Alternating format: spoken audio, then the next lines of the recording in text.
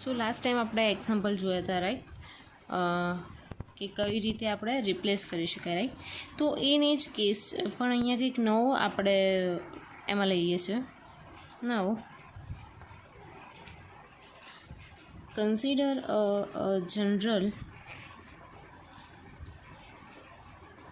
System of coplanar forces. આ નવો case છે, right. Consider a general system of coplanar forces. Suppose અહીંયા એક બોડી આપેલી છે, એમાં ફોર્સ એક્ટિંગ કરે. સપોઝ F1 જે છે એ પોઈન્ટ પર, F2 પોઈન્ટ જે છે એ રેસ કરે છે B પોઈન્ટ પર, અને F3 પોઈન્ટ છે એ એક્ટિંગ કરે છે C પોઈન્ટ પર, રાઈટ. તો આ કેવી થઈ ગઈ તમારી general system of coplanar forces. આ શું કહેવા માગે છે, આપણે અત્યારે ભણીએ છીએ કેવું છે, coplanar non concurrent forces. Coplanar મતલબ બધા જ ફોર્સીસ એક જ બોડીમાં છે, હા છે. નોન કોનકરન્ટ મતલબ કે બધા જ પોઈન્ટ એક જગ્યાએ મળવા જોઈએ નહીં, બધા જ ફોર્સ કોઈ એક પોઈન્ટ પર મળવા જોઈએ નહીં. તો એવું જ થાય છે, F1 પોઈન્ટ A પર મળે છે, F2 પોઈન્ટ B અને F3 પોઈન્ટ C પર મળે છે. તો ફૂલ્લી થઈ ગયું તમારું કોપ્લાનર, મતલબ એક જ પ્લેનમાં હોવા છતાં નોન કોનકરન્ટ મળતા નથી એક પોઈન્ટ પર, અને કોપ્લાનર નોન કોનકરન્ટ ફોર્સીસ કહેવાય છે. નાવ આને આપણે ટ્રાન્સફોર્મ કરવાનું છે. ટ્રાન્સફોર્મ ટુ એક એવી બોડીમાં આપણે એને કન્વર્ટ કરીએ, રાઈટ, કે જ્યાં તમારો આ જે થઈ ગયો F1 ફોર્સ, આ થઈ ગયો તમારો F2 ફોર્સ, અને આ થઈ ગયો તમારો F3 ફોર્સ, કે જે એક જ પોઈન્ટ પર એક્ટિંગ કરે છે O પોઈન્ટ પર. આની મોમેન્ટ કે સપોઝ F1 ફોર્સની મોમેન્ટ લાગશે O પોઈન્ટથી M1, F2ની લાગશે M2, અને F3ની લાગશે કંઈક M3, રાઈટ. તો આ શું થઈ ગયું, આપણે એને કન્વર્ટ કર્યું, ટ્રાન્સફોર્મ કર્યું. System of concurrent forces at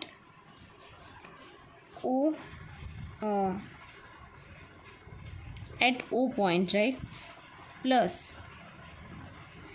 added couples. અહીંયા આપણે શું કર્યું કે ત્રણેય જે ફોર્સને છે એ કોનકરન્ટ ફોર્સીસમાં કન્વર્ટ કર્યા, કે જે એક જ પોઈન્ટ પર મળે છે O પર, પ્લસ એની મોમેન્ટ બી આપણે શું કરી, એડ કરી, કે F1ની મોમેન્ટ M1 એડ કરી, F2ની M2 અને F3ની M3 આપણે શું કરી, એડ કરી, રાઈટ. હવે આને આપણે રિડ્યુસ કરીશું, રિડ્યુસ ટુ, હવે આપણે શેમાં રિડ્યુસ થશે, તો અહીંયા જે બોડી હતી, સપોઝ અહીંયા ત્રણ ફોર્સ આપ્યા છે F1, F2, F3, ત્રણેય ફોર્સને રિડ્યુસ કરીને આપણે ત્રણેય ફોર્સને એવી રીતે આપણે રિઝલ્ટન્ટ ફોર્સમાં કન્વર્ટ કરીશું કે ત્રણેય ફોર્સ જે લાગતા હતા એટલો ને એટલો જે શેમાં કન્વર્ટ થશે, રિઝલ્ટન્ટ ફોર્સમાં, રાઈટ. આ તમારો પોઈન્ટ થઈ ગયો O, અને આ જે મોમેન્ટ હતી M1, M2, M3 ત્રણેય કેવી કન્વર્ટ થઈ જશે, એક મેઇન મોમેન્ટ MOમાં, મોમેન્ટ અબાઉટ O, રાઈટ. તો હવે આ કેવું થઈ ગયું તમારું equivalent force couple system acting at point O.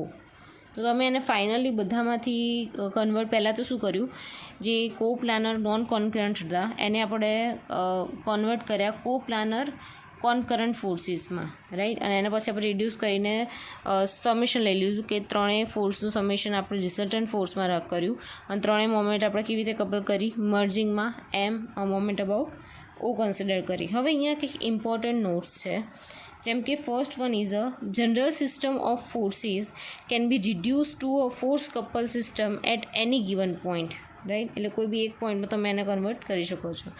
The force is the resultant R of the force and is obtained by adding the various forces. R આપણે find કરી શકીએ છીએ by adding of various forces, અલગ અલગ ફોર્સીસને add કરીને આપણે resultant point R લઈ શકીએ છીએ. The couple is obtained by adding moments about O of the various, એટલે કપલ બી આપણે એડ કરી શકીએ, પણ કેવી કે એક્ટિંગ અબાઉટ ઓ પોઈન્ટ કોઈ એક પોઈન્ટ પરથી બધી મોમેન્ટ્સ એક્ટ કરતી હોય એવી રીતે આપણે કન્સિડર કરી શકીએ છીએ. તો એના લીધે ઇક્વેશન કયું જનરેટ થશે? Resultant at x is equal to summation of all forces in an direction, R y is equal to summation of all forces or summation of all forces in y direction, right? And moment about O is equal to summation of all moments, right? હવે R કેવી રીતે મળશે? અને R is equal to R x square plus R y square, અને એનું tan theta કેવી રીતે મળશે? R y vertical divide by R x, જે આપણે પહેલાં કરતા હતા એ જ છે સેમ, કે tan theta is equal to sigma vertical by sigma horizontal, resultant R is equal to R x square plus R y square, sigma horizontal square plus sigma vertical square. એમની જ છે, ખાલી અમુક ટર્મ્સ એની બદલાઈ છે, right? તો એનો next example છે 4 forces act on a 700 by 375 mm plate shown below. બરાબર, એટલે તમને પ્લેટની સાઇઝ આપી દીધી છે 700 by 375ની, રાઈટ?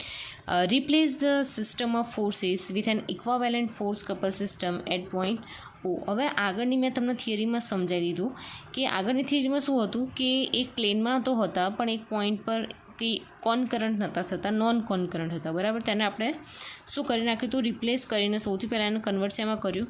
કોનકરન્ટમાં. તો અહીંયા આપણે સેમ સિનારીઓ આપણે થશે.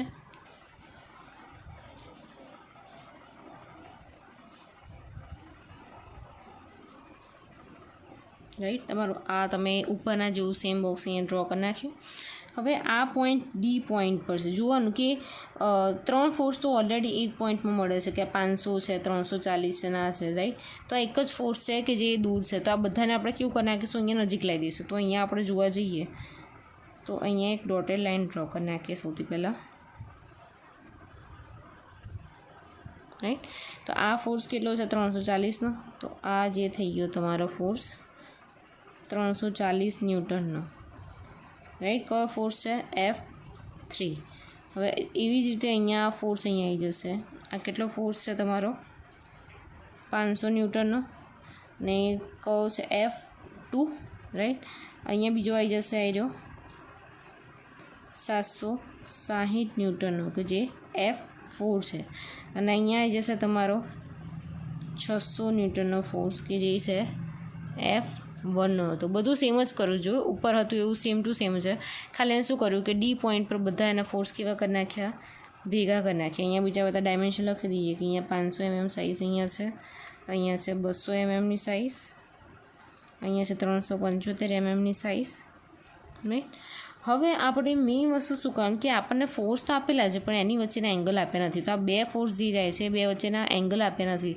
તો એંગલ જે આ વસ્તુ જે ફાઇન્ડ આઉટ કરવું હોય તેની માટે શું કરવું પડે? તો કે tan θ = સામેની બાજુ ભાગ્યા પાસેની બાજુ. તો સામેની બાજુ એટલે આ 375 થઈ ગઈ.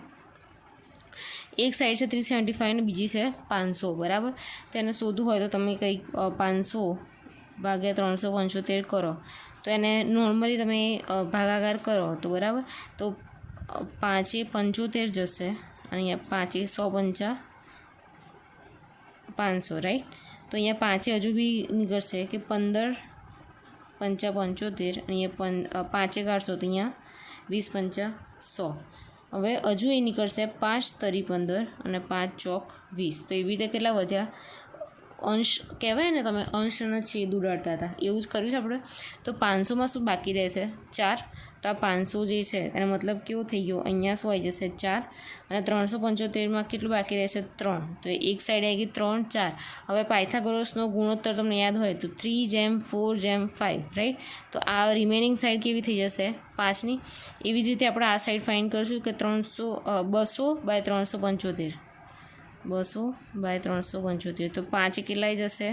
75, અને અહીંયા 5 જશે 40, 5 જશે 15, અને 5 જશે 8 × 5 = 40. એટલે આ રહ્યો ગયો 8/15. હવે જોવાનું કે 200ની જગ્યાએ 8 છે, એટલે કે આ 200ની જગ્યાએ 8 છે. તો મતલબ કે આવું થશે, આ જો 8 છે, રાઈટ? આનો ટ્રાયેંગલ આવી રીતે બનતો હશે. અને 375ની જગ્યાએ કેટલું છે? 15. એટલે આ છે તમારું 15.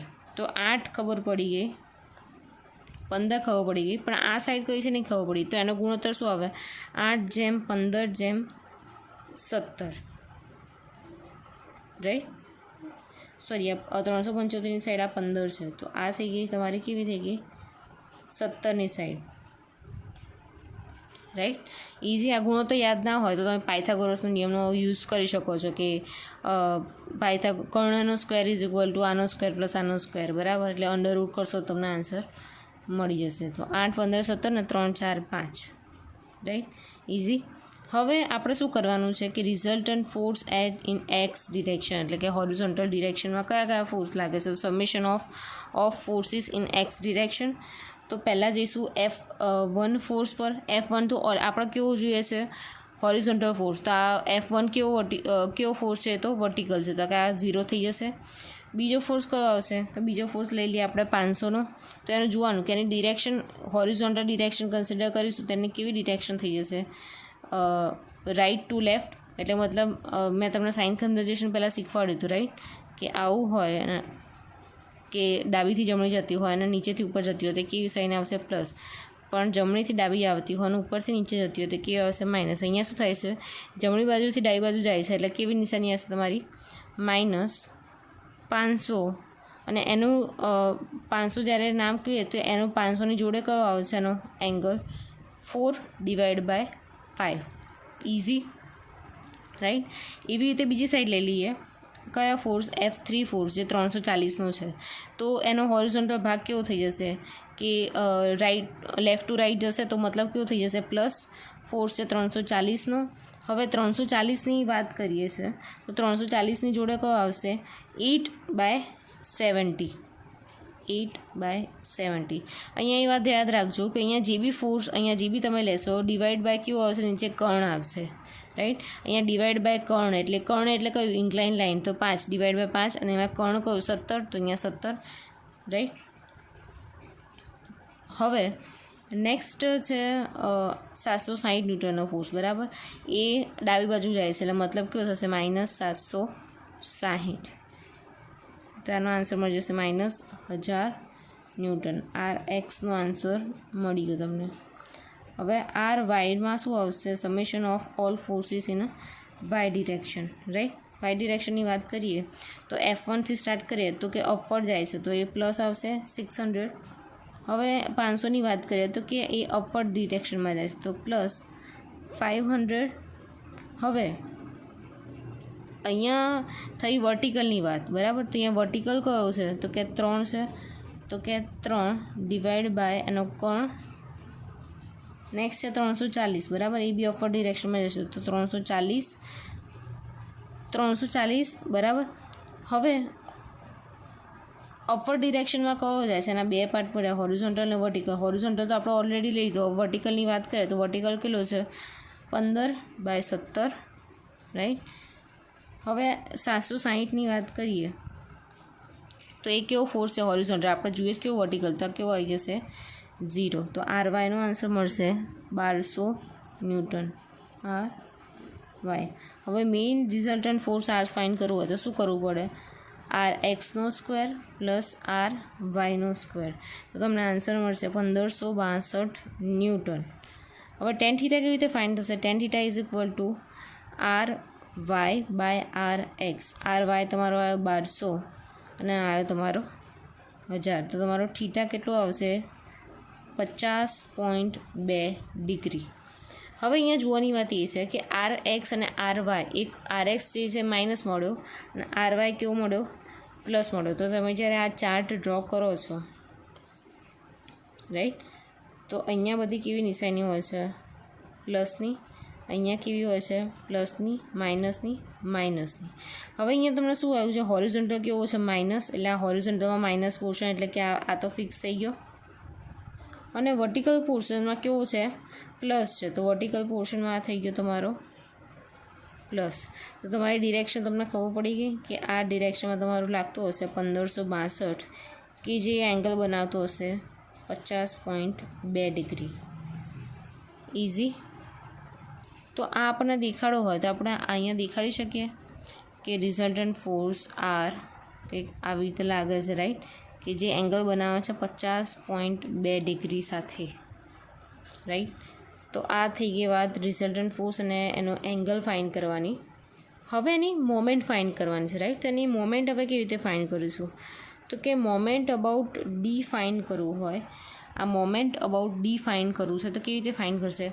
અહીંયા મોમેન્ટ અબાઉટ ડી આપણે લઈએ તો એવી મોમેન્ટ લઈશું કે જે અલગ હોય. Suppose same line of action જે હોય બધા એક જ જગ્યાએ મળે. ડી પોઈન્ટ પર ડી પોઈન્ટ કેવો પોઈન્ટ છે કે જ્યાં 3 ફોર્સ એને કન્ટિન્યુઅસલી એના સેમ લાઇન ઓફ એક્શનમાં જાય છે, તે બધા કેવા થઈ જશે?